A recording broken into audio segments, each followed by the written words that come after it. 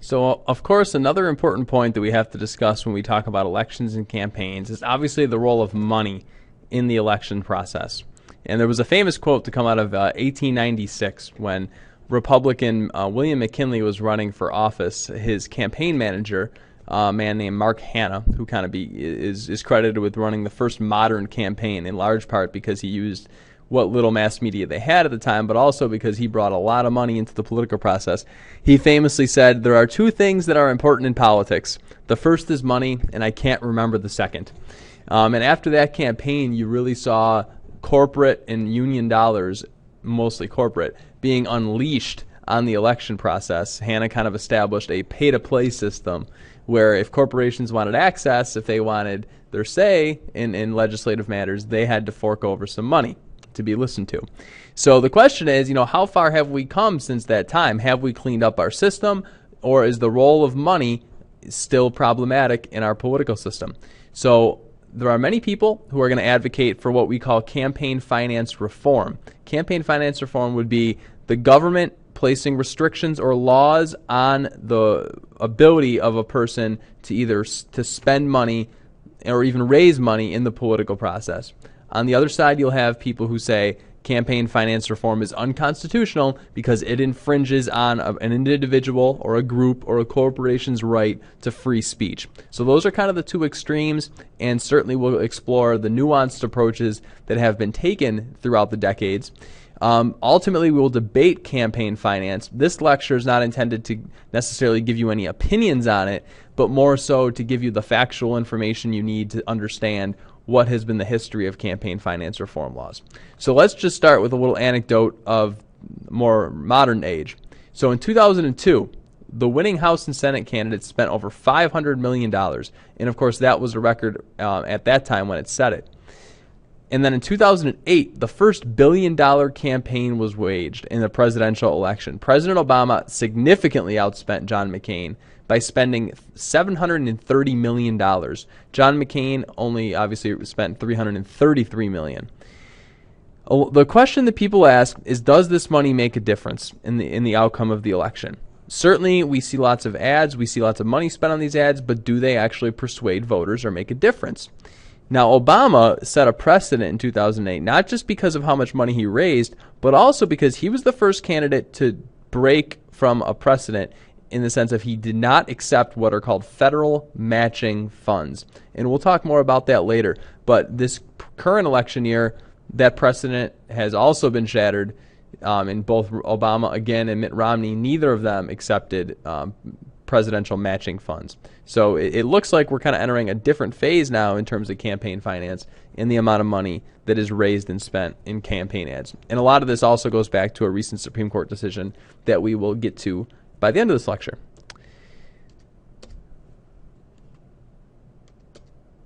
So where does the money come from? How do you raise money in American politics?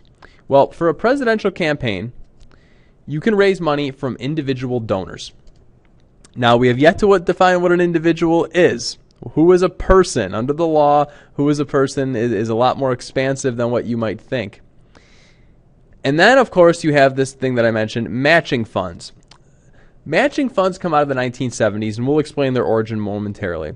But matching funds are taxpayer money given to a candidate that matches each dollar they raise from individual donors who contribute no more than $250. Now, this incentivizes a candidate to go after small donors rather than corporate donors.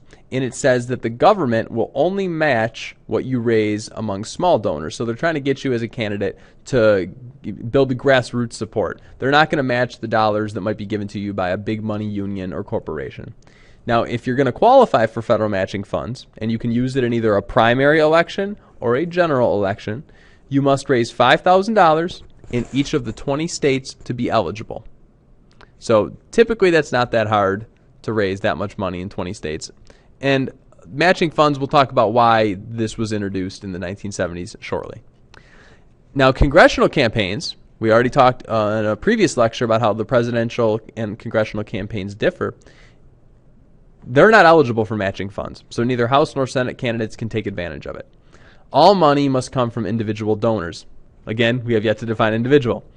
Now, what you see in congressional campaigns, though, is that incumbents overwhelmingly have a fundraising advantage. And this is in large part due to the role of political action committees, which we'll define shortly. Typically, an incumbent has access to power. They are the ones legislating. They are the ones getting things done. And oftentimes, a corporation or a business group, whatever interest group, they need to access power. They don't necessarily care what party it is. They need to access that power and to get their voice heard. So you see that incumbents overwhelmingly get the vast majority of dollars from special interest groups in the form of a political action committee. And that's a significant thing for congressional campaigns. For the presidential campaign, you don't necessarily see that happen. So let's take a brief history of some significant campaign finance laws.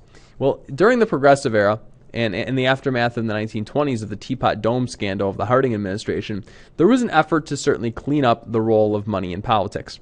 The Federal Corrupt Practices Act banned donations to candidates by unions or corporations, so they could not give any money to any individual candidate. Individuals could, but unions or corporations could not.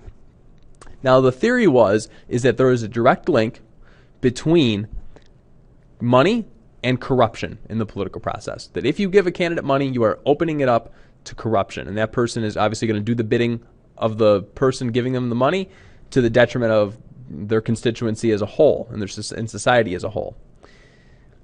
However, when this law was passed, it was called more loophole than law, that you could drive obviously a semi through the loopholes that were created in this law. So it did not stymie union or corporate donations. It did it on paper, but it was a precedent. It set a precedent. In 1974, we're going to tighten things up with the Federal Election Campaign Act.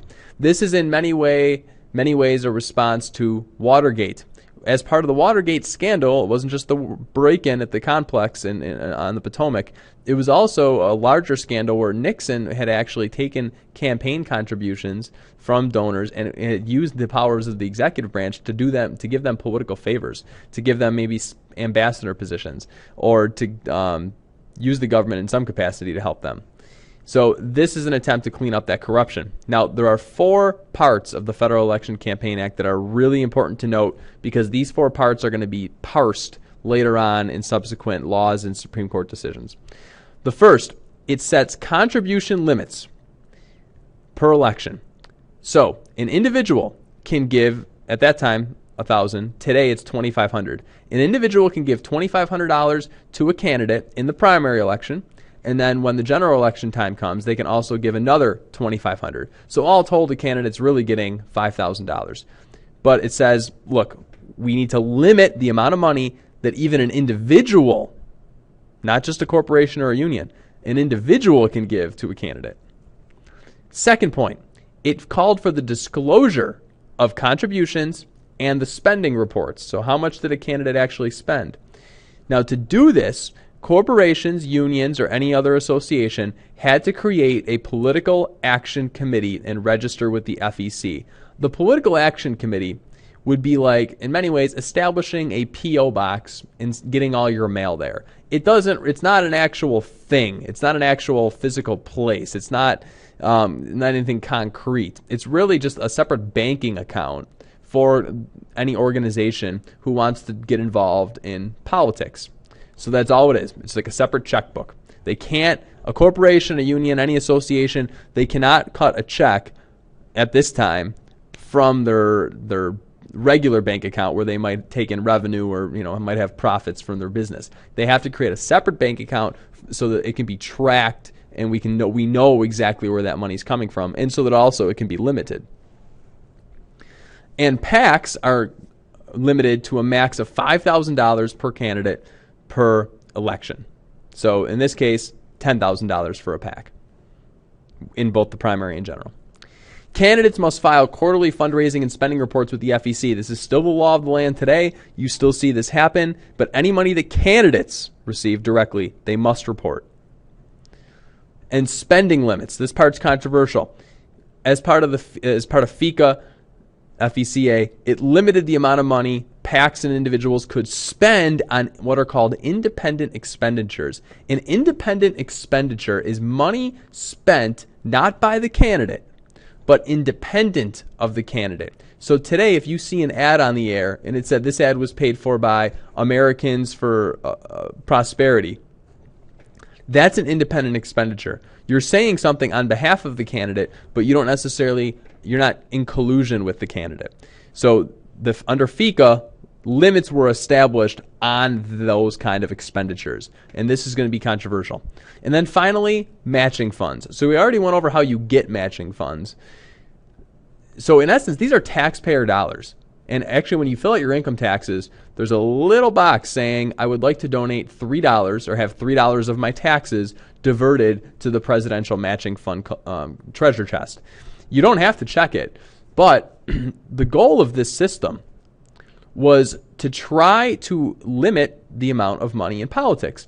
It tries to level the playing field so that one candidate doesn't necessarily think they can just outspend the other. So the goal was to get both candidates to accept matching funds to try to level the playing field. Yeah, one candidate might spend more than other, slightly more than another, but they're relying not on private donors necessarily entirely to raise that money, but also government money.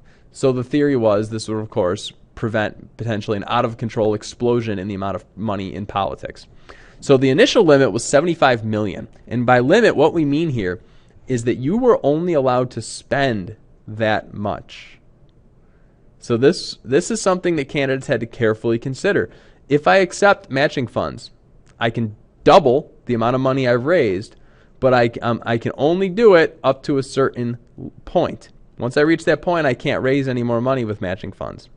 Now, if one candidate in an election, and this happened in 2008, decides to embrace matching funds, John McCain, and one candidate decides to reject matching funds, Barack Obama, the threshold, the limit can be raised, and it was. So for McCain, it was raised, I think, up to what it is today for $94 million, so that he wasn't at a disproportionate advantage because he opted for the public financing system.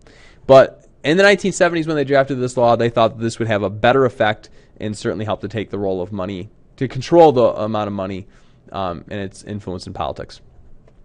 Now, shortly after that law was passed, it was, of course, challenged in the Supreme Court. Buckley v. Valeo, very important decision when it comes to campaign finance reform. Know this decision, and know another decision that we'll talk about later called Citizens United. The Supreme Court decided to overturn some parts of FECA, so they went through the law with a fine-tooth comb. They said that individuals can spend, but not contribute, unlimited political money. So what this meant is that independent expenditure limit, so an independent group like Americans for Prosperity, which you see today, you can't tell an individual they can't spend money. What you can tell the individual is you can only give so much money to a candidate. And this is a standard the Supreme Court still accepts today. The Supreme Court has not thrown out contribution limits. They've thrown out spending limits. So in terms of contribution limits, the rationale is more money going to a candidate raises the possibility of corruption. But if you want to spend that money independent of the candidate, that's your free speech right. So Buckley v. Valeo kind of set that reasoning in motion. Now, if you're a self-funder, if you're a very rich individual and you want to run for office, you can spend whatever you want. Technically, this law was potentially infringing on that right.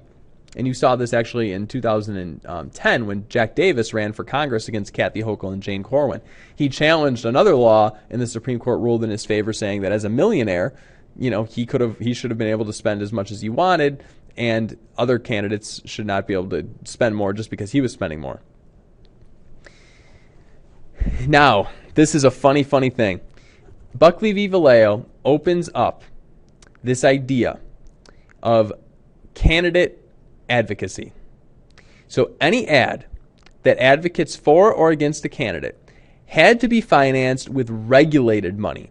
In other words, regulated money is money that has limits on it. So a contribution limit. So if I donated to a candidate and that candidate wants to run an ad attacking his opponent, totally fine.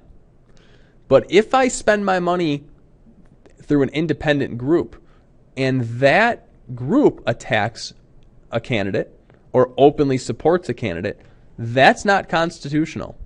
So this decision created a loophole. It created this idea of candidate advocacy or issue ads.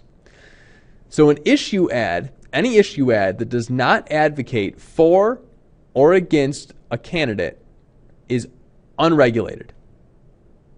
And this created what was known as the magic words test.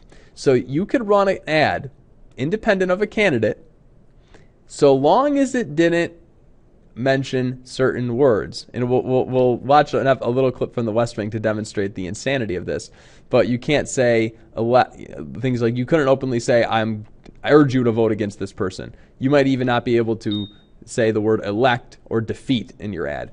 We'll watch it to get more of the list, but this is a really important loophole that this ad created. And it's going to be exploited, obviously, in the future. Subsequent amendments are made to FECA, and this establishes this concept of soft money. So soft money is money that's not given to candidates, nor is it regulated. So this is just money that would go to an independent group. And the Supreme Court in Buckley just said, hey, you can spend as much money as you want, as long as it's not on an issue, as long as it's not on a candidacy ad. You can advocate for an issue, but not for a candidate.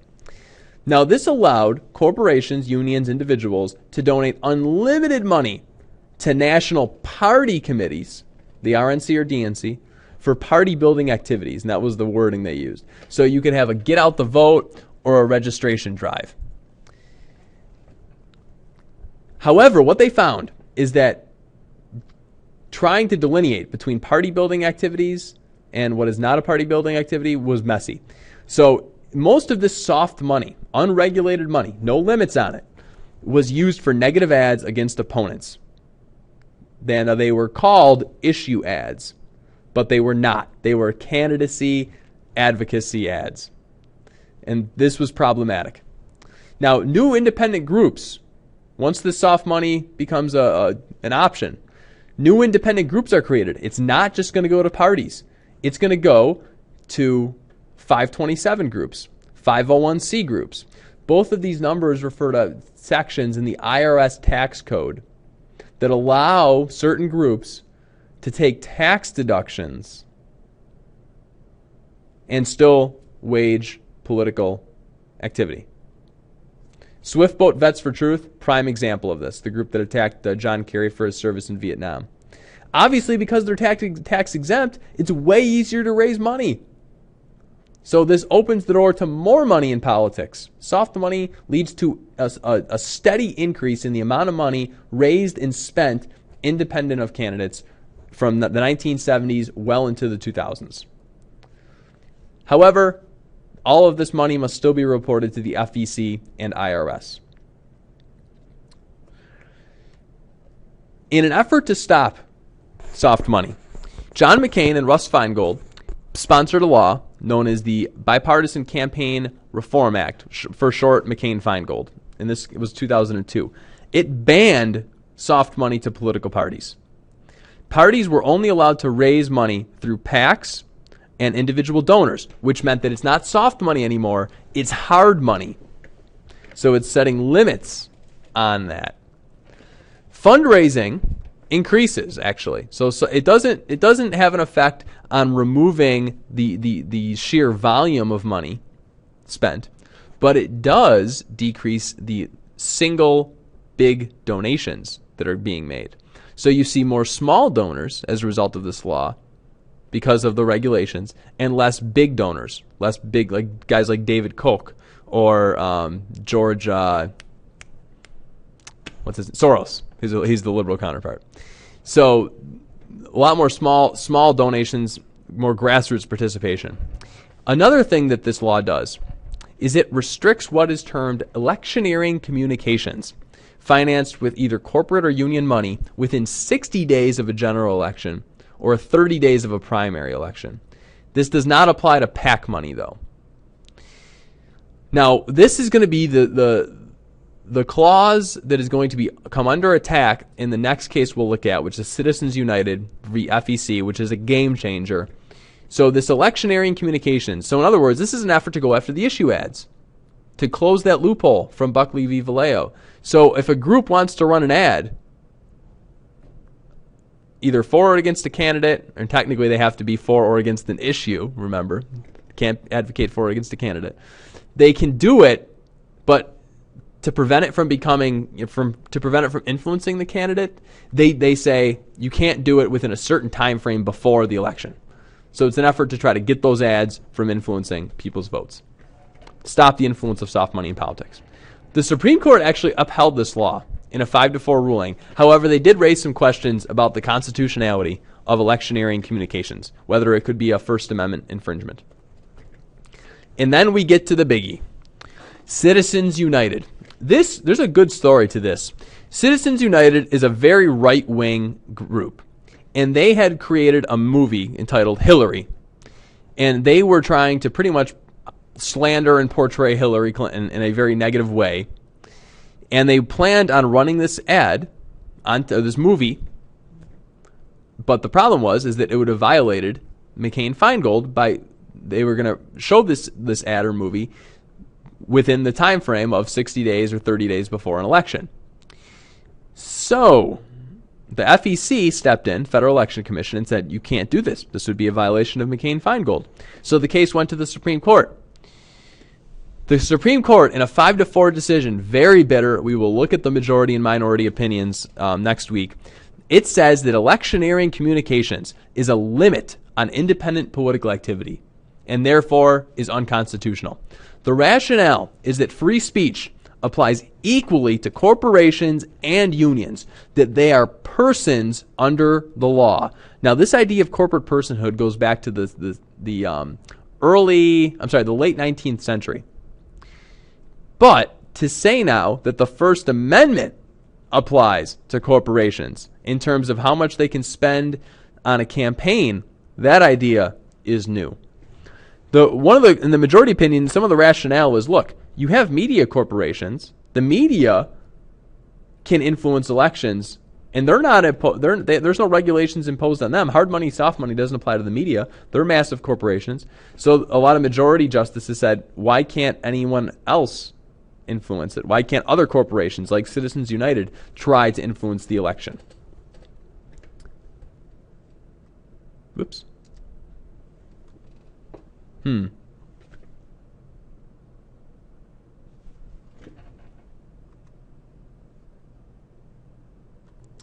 So to summarize then what the Supreme Court has ruled in Citizens United v. FEC, money is the equivalent of speech. So the constitutional basis for any of these campaign finance laws does not negate your First Amendment right to free speech. And it's obviously very controversial, very divisive decision.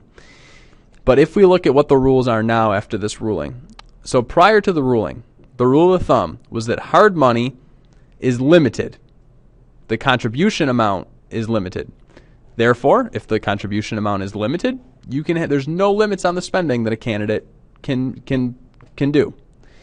Soft money is unlimited in terms of how we raise it. Therefore, we can impose limits on the spending. One such limit would be saying, instead of candidacy ads, you can only run issue ads. After the ruling, here's what changes though. Soft money remains unlimited. You can raise as much of it as you want, just like before, but no limits on spending can be imposed anymore. So a group doesn't have to limit itself to the magic words of an issue ad. It can run an ad openly opposing or openly supporting any candidate that it wants. Now, many people criticize the decision for being very broad, that the Roberts Court exercised something that conservatives hate, which is judicial activism. But if you look at what a couple of things that the decision did not touch, it did not end bans on corporate donations to candidates, just to the independent entities. So they did not do away with hard money. They did not do away with contribution limits. That will always most likely be in place because there's the suspicion more money flowing to actual candidates raises the possibility of corruption. Now, the criticism, though, is that now corporations, unions, big money interests can spend unlimited money from their general treasury. And depending on what kind of group they form to do this, if they take advantage of certain tax loopholes and classify themselves as a non-for-profit organization, they therefore can be exempt from disclosure laws. So many PACs still have to disclose, but PACs, of course, are giving to candidates. Independent groups do not necessarily have to disclose their donor list. So because of this decision, you have a lot of money being spent, but the public is very much unaware of where this money is coming from. For the business or union interest, it's a great thing because they can fund campaigns under very, very vague names like Americans for Prosperity, Crossroads GPS, Americans for a Better Future, etc. But the public as a whole does not know who this group is. And it raises the question, is a corporation or a union with a lot of money at their disposal, do they have a disproportionate share of influence in the political process compared to you or I? So these are all questions that we can certainly bring up in our debate on campaign finance reform. And I will leave you with this very elaborate graph that the New York Times produced, and it shows you just how crazy it can be, the very complex rules now that exist in the aftermath of Citizens United. So we will look at this in class in more depth to try to get a sense of it. But one thing that you might have heard of now, and Stephen Colbert ridicules this, is a super PAC. So a super PAC would be a new independent group that does not have to disclose its donors and therefore can spend unlimited amounts of money advocating for or against candidates directly. So we'll watch a little of The Daily Show and The Colbert Report in class. Good night, and good luck.